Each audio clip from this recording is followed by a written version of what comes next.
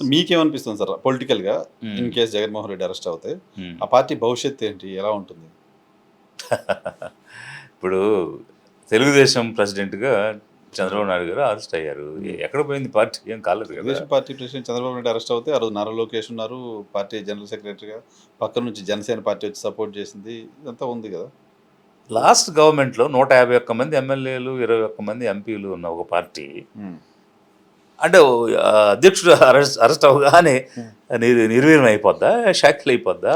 మ్మ్. ఇప్పుడు అలా అనుకుంటే ఈయన వ్యక్తిగతంగా చూస్తే సీఎం లాస్ట్ 5 years ఉన్నారు వైసీపీ ప్రెసిడెంట్గా. అంతకుముందు పార్టీ ప్రెసిడెంట్గా ఉండి 16 నెలలు అంతకాలం జైల్లో ఉన్నారు కదా. అవును. ఇప్పుడు అధికారం లేనప్పుడు, అధికారంలోకి ఒక్కసారి కూడా రానప్పుడు ఉన్న పార్టీ 16 నెలలు ప్రెసిడెంట్ పక్కకు పోతేనే ఆ పార్టీ నిలబడింది. నిలబడింది. 5 సంవత్సరాలు అధికారంలో ఉన్న తర్వాత, అంతమంది ఎమ్మెల్యేలు ఎంపీలు ఉన్న తర్వాత అదేమో గొడ్డుపోయిన పార్టీ కాదు కదా. మ్మ్. అంటే ప్రెసిడెంట్ పోగానే పార్టీ పోద్దా అనేది అది ఎందుకు అంత వింత అయినటువంటి వాదనలు తెస్తారో నాకు అర్థం కాదు. మ్మ్. నో డౌట్ పార్టీ ప్రెసిడెంట్గా ఒక ఇమేజ్ అనేది అంటే ఒక క్రెడిబిలిటీ అండ్ ఒక కాన్ఫిడెన్స్ బిల్డింగ్ అనేటువంటిది అయితే చేస్తారు. బికాజ్ ప్రాంతీయ పార్టీల్లో ద పార్టీ అధ్యక్షుడు లీడర్ centric గా ఉంటుంది. Is become the issue. Hmm. So it's surrounding around him ఉంటుంది మ్మ్. మ్మ్. అది ప్రాంతీయ పార్టీలో. Hmm. To that extent yes. But ఏదో అరెస్ట్ అయ్యి 10 రోజులు లేకపోతే నెల రోజులు కొన్ని రోజులు జైలుకి వెళ్ళి వచ్చినంత మాత్రాన మ్మ్. పార్టీ ఎక్కడికి పోతుంది? అంటే కూటమి వైపు నుంచి అసలు జగన్మోహన్ రెడ్డిని పార్టీని లేకుండా చేయాలనే ఒక ప్లాన్ జరుగుతోంది. దానికోసమే లిక్కర్ కేసులో ఈడీ కూడా ఎంటర్ అయింది. ఈడీ కేసు అంటే తొందరగా బెయిల్ వచ్చే పరిస్థితి ఉండదు, నెలలు సంవత్సరాలు జైల్లో పెడతారు. ఇటువంటి ఒక చర్చ కూడా జరుగుతుంది. మ్మ్. అదే ఇప్పుడు ఏదైనా గతంలో ఇప్పుడు యుద్ధాలు జరిగినప్పుడు యుద్ధ నీతి అనేటువంటిది ఒకటి ఉండేది. అంటే సో ఇప్పుడు అవతల వాడి చేతిలో కత్తి ఉంటే మన చేతిలో కూడా కత్తితో పోరాడాలి. ఆ నిరాయుధుడైతే మనం కూడా ఆయుధాలు లేకుండా పోరాడాలి. సో ఈ టైప్ ఆఫ్ నీతితో యుద్ధం గతంలో జరిగాయి. మ్మ్. బట్ ఇప్పుడు ఆ నీతి నియమం అన్నీ వదిలేసినట్టుగా అనిపిస్తుంది ఇప్పుడు ఉన్నటువంటి రాజకీయం చూస్తుంటే. సో దాంతో అసలు మనకు అపోజిషనే లేకుండా పోతే సరిపోద్ది కదా మ్మ్. అనేటువంటి ఆలోచనతో పనిచేయడం అది అవివేకం అని నేను అంటాను. అది జరగదు. మ్మ్. ఎందుకు అంటే నేను చెప్తాను. 14-19 సమయంలో ఈయనే సీఎంగా ఉన్నారు. కనీసం మీరు కావాలంటే రికార్డ్ చెక్ చేయండి. మన రాష్ట్రంలో అపోజిషన్ లేదు అని స్టేట్మెంట్స్ ఆయన అసెంబ్లీలో ఇచ్చాడు, క్యాబినెట్ మీటింగ్లో చెప్పారు, రివ్యూ మీటింగ్లో చెప్పారు, బోర్డ్ అని సార్లు చెప్పారు. ఆఫీసర్స్ రివ్యూ మీటింగ్లో కూడా అనేవారు ఆయన there is no opposition in our state అని. మ్మ్. ఏమైంది? అలాంటి స్టేట్మెంట్లు ఇచ్చిన ఆయనకి 23 వస్తే అపోజిషన్కి 151 వచ్చినాయి. మ్మ్. సిమిలర్ స్టేట్మెంట్స్ ఈయన కూడా ఇచ్చాడు. మ్మ్. ఇంకా మనకు ఎక్కడ ఉంది అపోజిషన్, అయిపోయిందిలే, 23 సీట్లు వచ్చినాయి కదా క్లోజ్ తెలుగుదేశం. అయిపోయింది పార్టీ అనుకుంటా. కాబట్టి నెక్స్ట్ అది వచ్చేది లేదు, పుంజుకునేది అయ్యేది లేదు, మనమే ఉంటాం అని అతను ఎలా ఫీల్ అయ్యాడు, ఇతను కూడా అలాగే ఫీల్ అయ్యాడు. మ్మ్. సో అతనికి ఏ దారి చూపించారు, ఈయన కూడా అదే దారి చూపించారు. మ్మ్. కాబట్టి ప్రజాస్వామ్యంలో ఇట్లాంటి పార్టీలు జ్యోతిష్యాలు లేకుండా పెట్టుకుని చేయాలి. పనిచేస్తే మ్మ్. అది జరిగేది కాదు. మ్మ్. నేనైతే స్ట్రాంగ్గా చెప్పగలుగుతాను. I have seen people hmm. In various angles. Hmm. ఒక ఆఫీసర్గా చూశాను, ఒక యాత్రలో చూశాను, వ్యక్తిగా చూశాను. People are matured. మ్మ్. ఎవరికి ఏ స్థానం చూపించాలో ఆ స్థానం చూపిస్తారు. మ్మ్. ఇలాగా అసలు అపోజిషన్ పార్టీ ఉండకూడదు, ఎలిమినేట్ చేసేద్దాం, ఇక మనమే 15 సంవత్సరాలుగా ఉంటాము అని అత్యాశలకు పోతే 14-19 మధ్య జరిగినట్టే మళ్ళీ జరగడానికి అవకాశం ఉంటుంది. మ్మ్. కాబట్టి ఎవరి స్థానం ఏంటనేది జనం చూపిస్తారు. ప్రజలైతే చాలా స్పష్టంగా అబ్జర్వ్ చేస్తూ ఉన్నారు ప్రతి అంశాన్ని. మ్మ్. సో ఆ రియాక్షన్స్ అనేవి వాళ్ళకి అవకాశం వచ్చినప్పుడు చూపిస్తారు. ఓకే. ఆంధ్రప్రదేశ్లో ఇప్పుడు మహానాడు జరుపుకోబోతోంది తెలుగుదేశం పార్టీ. ఈ మహానాడులో నారా లోకేష్ గారికి పట్టాభిషేకం చేస్తారు.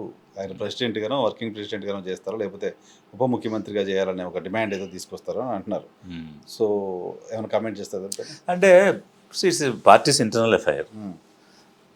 అంటే ఇప్పుడు మామూలుగా అయితే పార్టీస్ కాన్స్టిట్యూషన్లో ఏముంటుందంటే even the party also work on democratic principles. So democratic principles ప్రకారంగా వాళ్ళ పార్టీలో highest number of people, majority people పలానా కావాలని కోరుకున్నప్పుడు వాళ్ళు చేశారనుకో, it's definitely valid and sanctified because if they follow.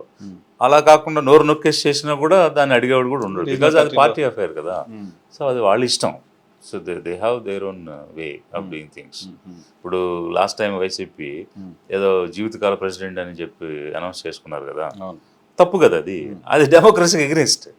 So మనం డెమోక్రసీలో ఉండి పార్టీలో డెమోక్రసీ లేకుండా నియంత్రితంగా పనిచేయడం అనేది తప్పు. దాని he paid dividends for that. So అట్లాగే ఉంటుంది. సో ఇప్పుడు ఇది వంశపారంపర్యమైనటువంటి, ఇప్పుడు పార్టీలో పదవుల గురించి నేను కామెంట్ చేయను కానీ, బట్ ప్రభుత్వంలో పదవులు అనేటప్పటికి మాత్రం ఇప్పుడు ఏ వంశపారంపర్యమైన పాలనని వ్యతిరేకించి తెలుగుదేశం వచ్చిందో ఈరోజు అదే పని చేస్తుంది. అంటే దేన్ని వ్యతిరేకించామో అదే మనం చేస్తున్నాము అని అంటే పాలనకు వ్యతిరేకంగా అంటే అవకాశం కోసం వ్యతిరేకించాం అనమాట. జనాన్ని ఆకట్టుకుని అధికారం సాధించడం కోసం వ్యతిరేకించాం తప్ప సిద్ధాంతంగా వ్యతిరేకించింది కాదు. అంటే మన మనసావాచ వ్యతిరేకించింది కాదు. ఏదో ఒకటి జనాలకు చెప్పి మాయ చేస్తే జనాలు ఆ మాయలో పడిపోయి అవును కదా ఇది వంశపారంపర్య పాలన నుంచి బయటపడాలి అంటే మనం దాన్ని వదిలేసి దీనికి రావాలి అని అనిపించుకోవడానికి చేసిందే. లేకపోతే ఈరోజు వారసుడని రకరకాలుగా పెట్టి డిప్యూటీ సీఎం చేయాలనే క్యాంపెయిన్ విన్నాం. మొన్నటి దాకా మంత్రులే చంద్రబాబు నాయుడు గారి సమక్షంలో మాట్లాడడం విన్నాం. సో ఇప్పుడు మళ్ళీ మహానాడు తర్వాత కూడా ఆయన ఉప ముఖ్యమంత్రిగా చేయడానికి సంబంధించిన ఏర్పాటు చేస్తారు. Let them do it. It's their own. వాళ్ళకి మ్యాండేట్ ఉంది, పార్టీ ఉంది. పార్టీ ఏ రకమైన నిర్ణయం తీసుకుంటే వాళ్ళు చేసుకుంటారు. దాని గురించి మనం కామెంట్ చేయడానికి ఏం లేదు. సో ఆంధ్రప్రదేశ్లో గడిచిన 5 ఏళ్ల కాలంలో చాలా పెద్ద ఎత్తున ఆంధ్రప్రదేశ్ అప్పులు చేసింది. 10 లక్షల కోట్లకు పైగా అప్పులు చేశారు అంటూ క్యాంపెయిన్ చూసాం. శ్రీలంక అయిపోతుంది, ఇంకేదో. సో ఈ 1 ఇయర్ కాలంలో జరిగిన అప్పులకు సంబంధించిన అంశంపైన ఏమైనా కామెంట్ చేస్తారా? ఎస్, నేను అనేది అదే కన్సిస్టెంట్గా. ఏమిటంటే ఇప్పుడు అవతలవాడు తప్పు చేస్తున్నాడని మీరు 10 సార్లు మాట్లాడి శ్రీలంక అయిపోతుంది ఆంధ్రప్రదేశ్ రాష్ట్రం అని డీబీటీ ద్వారా డబ్బులు ఇస్తున్నప్పుడు ఎక్స్జీఎం మీద కామెంట్ చేశారు. అగ్రీడ్. మరి ఆ ఫ్రీబీస్ గురించి మాట్లాడి ఈరోజు ఆ ఫ్రీబీస్ దానికి 5 రెట్లు ఇస్తాం 10 రెట్లు ఇస్తామని చెప్పి ఇప్పుడు అధికారంలోకి వచ్చారు. మీరు ఏదైతే వ్యతిరేకంగా మాట్లాడారో అదే మేము తిరిగి ఇస్తామని జనానికి మాయ చేసి వచ్చారు. ఈరోజు మీరు ఇవ్వడం లేదు కానీ అప్పులు మాత్రం చేస్తూనే ఉన్నారు. ఈ అప్పులు ఎందుకోసం చేస్తున్నారు, మరి ఇవన్నిటినీ ఎలా తీరుస్తారు అనేటువంటిది ఒకవైపు అయితే, జనంకి ఇచ్చిన మాట ఎందుకు నిలబెట్టుకోవడం లేదు? ఒకవైపు అప్పులు చేస్తూ కూడా మీరు ఎందుకు ఇవ్వలేదు అంటే పబ్లిక్ ఏమనుకుంటున్నారంటే అతను అట్లీస్ట్ అప్పు చేసి మాకు డబ్బులన్నీ ఇచ్చాడు, వీళ్ళు అప్పు చేసి ఏమీ ఇవ్వడం లేదు అనేది కూడా అనే ఒక చర్చ కూడా జనంలో నడుస్తుంది. So first of all freebies అనేటువంటివి ఇందాక నేను మన ఇనిషియల్ డిస్కషన్లో అనుకున్నట్టు old age pensions, social security measures, ఇప్పుడు తెలసేమియా పేషెంట్స్ అని గవర్నమెంట్ రెస్పాన్సిబిలిటీ అలాంటివి చేయడం అనేది ఎస్. బట్ పని చేసేవాడికి పని కల్పించకుండా కూర్చోబెట్టి పైసలు ఇస్తాను అనడం అనేది తప్పు. సో దానికి వ్యతిరేకం. మేము అసెట్స్ క్రియేట్ చేయాలంటాం, ఎంప్లాయ్మెంట్ క్రియేట్ చేయాలంటాం, అలాగే ఉపాధి కల్పన జరగాలంటాం. అవి చేయడం లేదు అసలు. ఇంకోవైపు వాళ్ళు ఇస్తానన్న హామీలు కూడా చేయడం లేదు, అప్పులు మాత్రం చేస్తున్నారు. సో ఇది తప్పు. అప్పులు చేయడం వల్ల ఏమవుతుంది, రాష్ట్రం ప్రగతి కుంటుపడుతుంది. అంతేకాకుండా మనము అప్పు తీర్చేదానికి కట్టే వడ్డీకి మళ్ళీ అప్పు చేయాల్సిన పరిస్థితి వస్తుంది. సో డెట్ ట్రాప్లోకి వెళ్ళిపోతుంది స్టేట్ అనేటువంటిది. సో ఒక పొలిటికల్ పార్టీగా we opposite and we also అంటే అలా చేయొద్దు. మీరు అలా చేస్తే మీకు పరిపాలన చేత కావడం లేదా అని అనుకోవాల్సి వస్తుంది. సో మీకు చేత కానప్పుడు మీరు దిగిపోవాలి. ఇంకా అప్పులు చేసి ఎంతకాలం మీరు రాష్ట్రాన్ని ఊబిలోకి దింపేస్తారు అని ఒక లిబరేషన్ కాంగ్రెస్ పార్టీగా గవర్నమెంట్ని అయితే నిలదీస్తా ఉన్నాం.